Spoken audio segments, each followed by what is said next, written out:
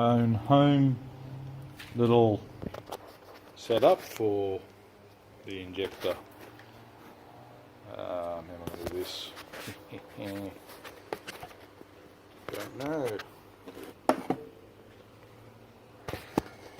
Put that there and hold that on.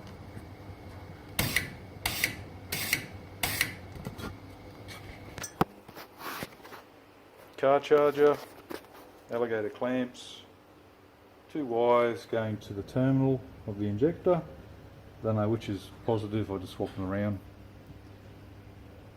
And tyre tube from Super Cheap.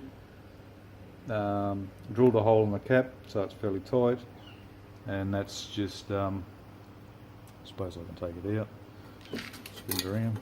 Throttle body cleaner or carb cleaner you need, and that works perfectly. Bada bing bada boom. Thanks YouTube.